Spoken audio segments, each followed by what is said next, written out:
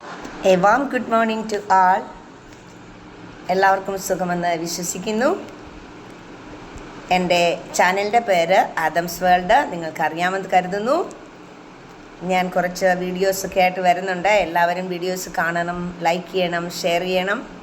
എൻ്റെ channel subscribe ചെയ്യാത്തവർ ചെയ്യേണ്ടതാണ്.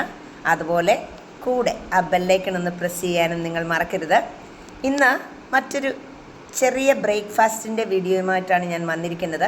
ഇപ്പോൾ ധാരാളം ചക്കപ്പഴത്തിൻ്റെ കാലമാണ്, നിങ്ങൾക്കറിയാം അല്ലേ? ധാരാളം ചക്കപ്പഴം നമുക്ക് കിട്ടുന്നുണ്ട്. അപ്പോൾ ഇന്ന് ഞാൻ കരുതി എനിക്ക് കുറച്ച് ചക്കപ്പഴം കിട്ടിയപ്പോൾ അതുകൊണ്ടൊരു ചക്കപ്പുട്ടുണ്ടാക്കാമെന്ന്. കഴിഞ്ഞ ആഴ്ചയിൽ ഞാൻ ഒരു ചക്ക വേവിച്ചതിൻ്റെ വീഡിയോയുമായിട്ട് വന്നിരുന്നു. അതും എൻ്റെ സ്കൂളിലിരുന്ന് ഞങ്ങൾ ടീച്ചേഴ്സും അവിടുത്തെ വർക്കേഴ്സും കൂടെ ചെയ്തത്. എന്നാൽ ഇന്ന് ചക്കപ്പഴം കിട്ടിയത് കൊണ്ട് അതുകൊണ്ടൊരു ചക്കപ്പുട്ടുണ്ടാക്കാമെന്ന് കരുതി. അപ്പം നമുക്ക് എല്ലാവർക്കും കൂടി രാവിലെ ഒരു ചെറിയ ചക്കപ്പുട്ടുണ്ടാക്കാം. എല്ലാവരും വരിക.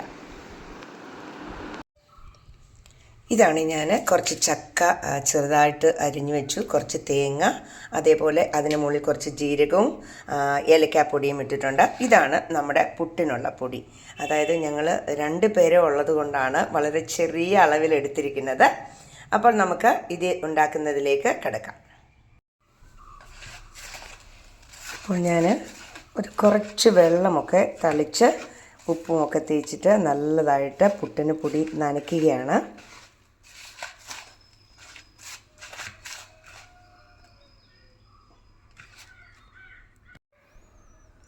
കുറച്ച് പാൽപ്പൊടിയും കൂടി ഇട്ടു.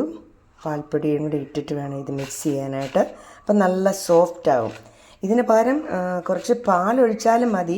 പക്ഷെ ഞാൻ പാൽ ഉപയോഗിക്കുകയില്ലാത്തതുകൊണ്ടാണ് പാൽപ്പൊടി ഇട്ടാണ് ചെയ്യുന്നത്. കുക്കറിനകത്ത് വെള്ളം വെച്ചു. ഇനി അത് നമുക്ക് സ്റ്റീം വന്നു കഴിയുമ്പോൾ എൻ്റെ പുട്ടുണ്ടാക്കുന്ന പാത്രം ഇതാണ്. ഇതിനകത്താണ് ഞാൻ പുട്ടുണ്ടാക്കുന്നത്. സ്റ്റീം വന്നു കഴിഞ്ഞാൽ ഈ പാത്രത്തിന് ഉള്ളിലേക്ക് കുറച്ച് തേങ്ങാപ്പീരി ഇടുക. അതിനുശേഷം നമ്മുടെ പുട്ടുപൊടി നനച്ച് വെച്ചത് ഞാൻ ഇട്ടു.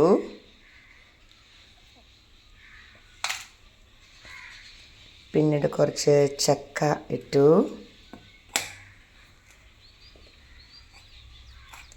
വീണ്ടും പുട്ടുപൊടി ഇട്ടു.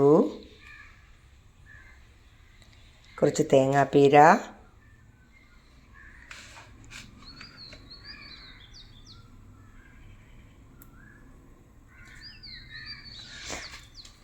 തേങ്ങാപ്പീര കൂടുതൽ ചേർക്കുന്നതാണ് ഭയങ്കര ടേസ്റ്റ് കേട്ടോ.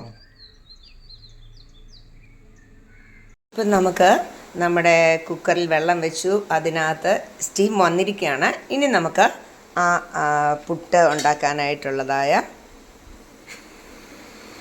ആ പാത്രം അതിന് മുകളിലേക്ക് വയ്ക്കുകയാണ്.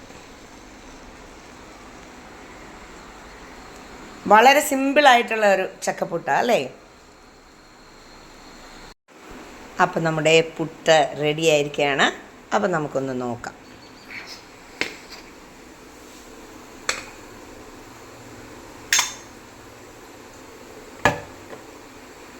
ഇതാണ് നമ്മുടെ പുട്ടിൻ്റെ ഇപ്പോഴത്തെ, കണ്ടല്ലോ. അപ്പോൾ എല്ലാവരും ഇത് കണ്ടിട്ട് കമൻ്റ് ഇടേണ്ടതാണ്. എല്ലാവർക്കും നന്ദി.